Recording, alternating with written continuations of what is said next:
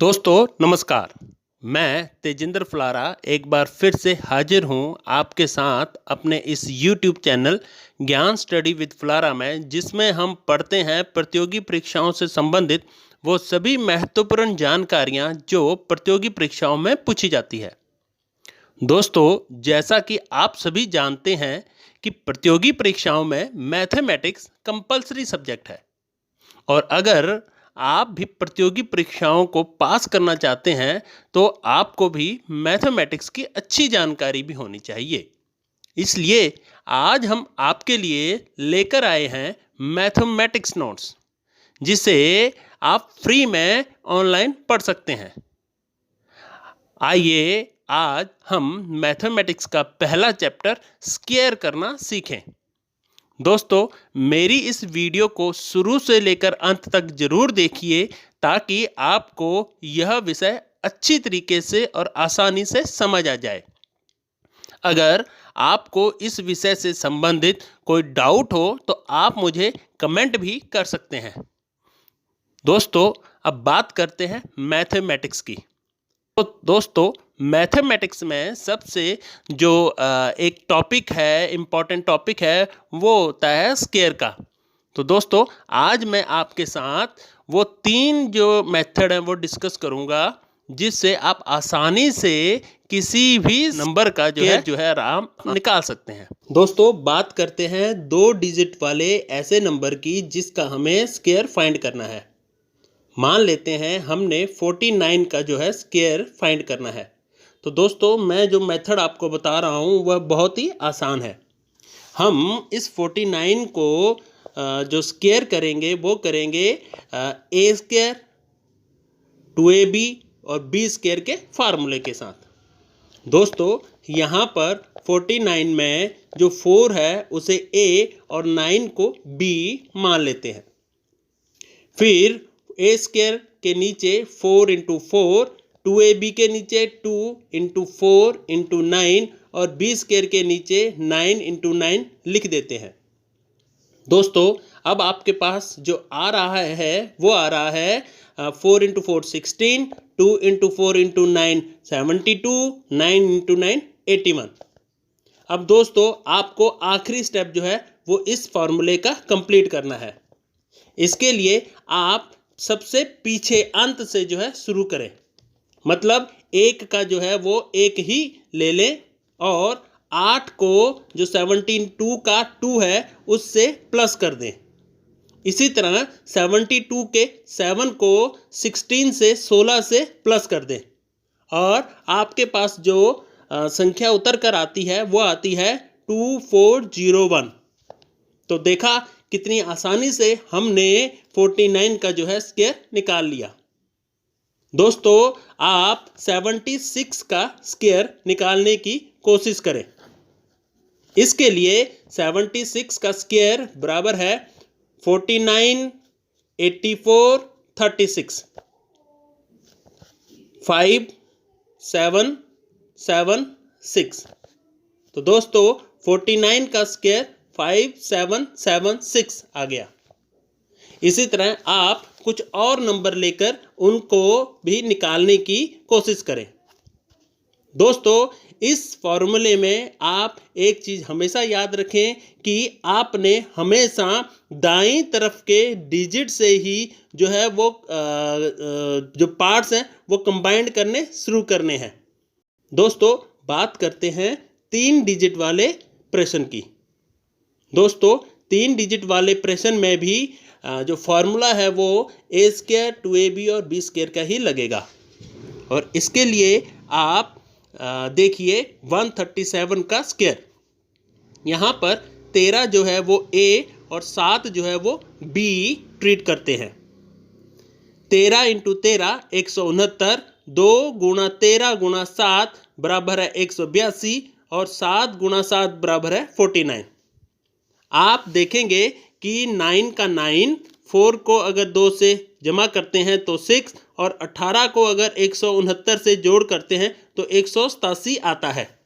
तो आपका जो 137 का स्क्वायर आया वो आया 18769। दोस्तों, इसी तरह आप 236 का स्क्वायर निकालकर मुझे कमेंट करें।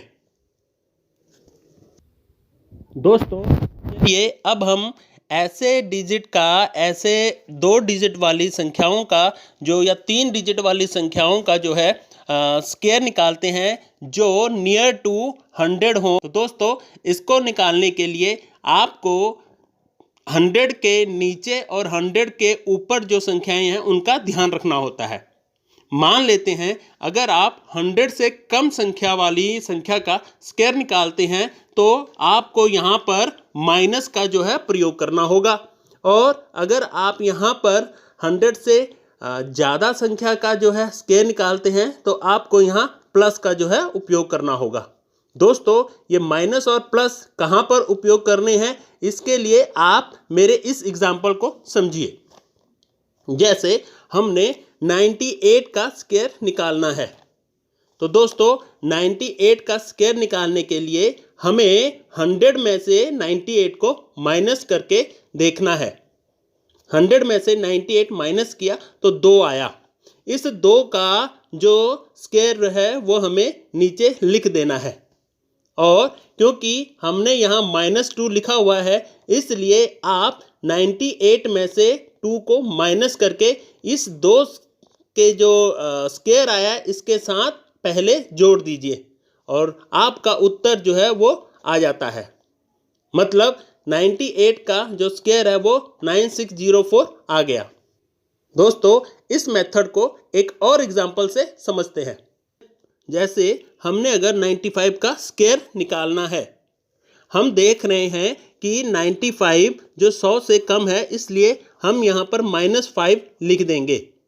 ये -5 100 में से 95 लेस करने पे आया है। इस -5 का स्क्वायर लिख देंगे। अब 95 में से 5 को हमने घटा कर लिखना है, तो दोस्तों आपका उत्तर जो है वो है 9025।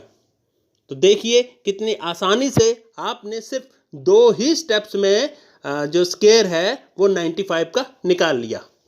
दोस्तों इसी तरह हम अगर 100 से ऊपर के जो संख्या है उनका स्क्वायर निकालते हैं तो उसके लिए हमें प्लस का साइन का यूज़ करना पड़ता है।